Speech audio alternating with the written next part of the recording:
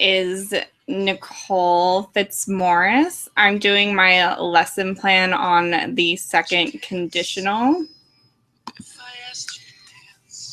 For the course that I would be giving this lesson to, it would be a private English institute located in Barcelona, Spain. And the level would be for an intermediate class, and their L1 would be in Spanish, and the target language would be in English. For the engage of my lesson plan, I would first engage students. I would do some sort of way to cool the ice and get them back into using their English, whether it was just simple conversation about what they did over the weekend or what's going on with their other classes, something of this sort, just to break the ice and transition back into English. And then I would begin a review of the first conditional. This is really important to make sure that they remember the first conditional before moving on to the second conditional. And then once we've finished reviewing the first conditional, I would compare the second with the first conditional and introduce the new grammar structure of the second conditional.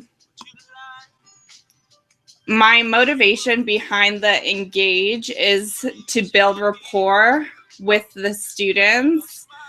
I think it's really essential, especially in private institutes, to build rapport with your students. Classes are very competitive, and to keep students coming back, your students have to really enjoy taking classes with their teacher. Otherwise, they'll go to another institute. So it's really important that your students feel comfortable in your class and enjoy it. Otherwise, you can lose clientele for your company and therefore probably lose your job. Previously learned subject is really important to review. Without doing a revision, then students may not be able to learn the new material. They'll be lost. So that's why I would review the first conditional. And then simply an introduction of what we're going to be learning in the class objective. And comparing and contrasting the two is really essential so they know the difference between one and the other. For the practice of my lesson plan, I would introduce the song Hero by Enrique Iglesias, and I would do a printout of the song and have students read the lyrics silently. And if there's any new vocabulary that they don't understand, it's really important to go over that and elicit the new vocabulary with your students, because otherwise they're not going to be able to understand the meaning of the song. And then once we've finished the practice, but here's an example of some of the lyrics of the song. So, would you dance if I asked you to dance? That is a conditional sentence. Would you tremble if I touched your lips? Would you cry if you saw me crying? So I would have students go and identify all the sentences in the song that are conditional sentences. And then my motivation behind this is for the socio-educational model. So as Enrique Iglesias is from Spain, I believe that when students see him working and doing a successful career as an English singer, it'll really motivate them to want to be the same and have a role model to look up to. So it'll relate to like the social standing between English and Spain, and maybe they'll be able to be more interested in the culture related to English and know that if one can be successful, they could be successful as well. And then the expectancy value theory also relates to this, because they're putting a higher value at English if they can imagine themselves as like a successful singer. And I think that that's really important. If the students have value in the language, they're going to be more motivated to learn it. And also, going back to vocabulary, my motivation behind that is for student understanding. I really want students to be able to understand what we're reviewing. I don't want them to feel lost at any point in the lesson. And integrativeness, seeing a Spanish bilingual speaker as successful as Enrique Iglesias has been, I think this will correlate with integrativeness as well. For the activate section, I would play the video if internet was available.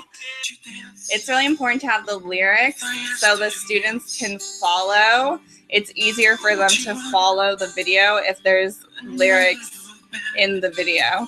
So rather than just playing the music video, I think this is really helpful for second language learners. And then I would put the students in pairs after watching the video and have them create 2 more second conditional sentences that would be more in like a lyrical form that relate to the song. So maybe just like writing 1 more line of lyrics. And then after the students have all written their 2 conditional sentences, I would have each pair write their sentences on the board. And then as a class, we would have a vote. So each student is not allowed to vote on their own lyrics. They can only vote on another student's lyrics. And the lyrics with the most votes would be crowned the winner. And my motivation behind this is creativity for the student to be able to create their own sentences and make use of the second conditional. And then a competition factor is really essential for a lot of students. When you put in a competition, they're more motivated to win, and recognition when they've won. So I think this ties to the goal setting theory. If you set the goal that they're going to have a competition, then they're going to be more motivated to win and therefore put more effort into creating the lyrics that best suit the video and the song.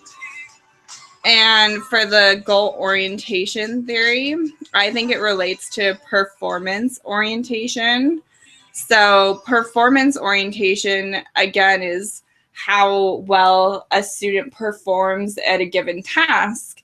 So based on the competition, if a student had many votes, even if they weren't the winner, that's going to give them kind of a more motivated goal to win the competition or do well and receive votes.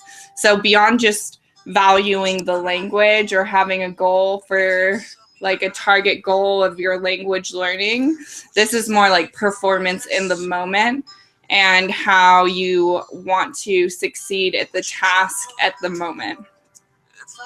And then for self-efficacy theory, I think this relates to the activity as well, as it is something related to culture, language, and success.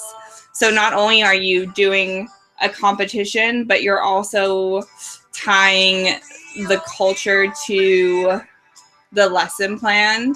So a bilingual speaker, and then one might feel motivated to look up to Enrique Iglesias as a role model, and therefore have their language goals to be fluent bilingual and have higher language goals afterwards.